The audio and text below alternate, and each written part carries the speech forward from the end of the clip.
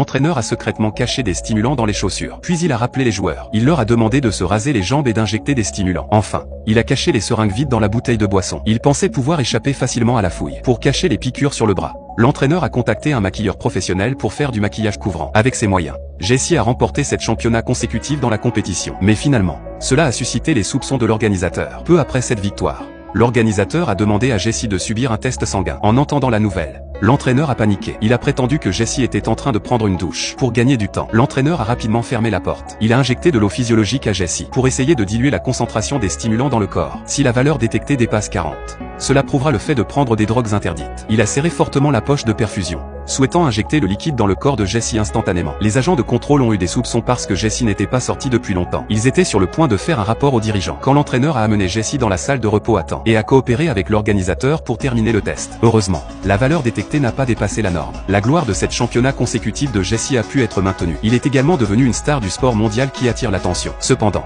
le bon temps n'a pas duré longtemps. Les effets secondaires de l'abus de stimulants à long terme se sont manifestés. Jessie a été diagnostiqué avec un cancer des testicules. Face au diagnostic, il est tombé dans le désespoir instantanément. Bien que le médecin ait arrangé immédiatement le traitement, il ne pouvait pas accepter la réalité de manquer la grande compétition. Il a insisté pour faire des exercices de rééducation. Mais peu importe ses efforts, sa force physique n'a jamais pu revenir au sommet. Il avait même du mal à tenir les exercices de base. Pour être à nouveau sur le terrain et remporter le championnat, il a pris une décision audacieuse.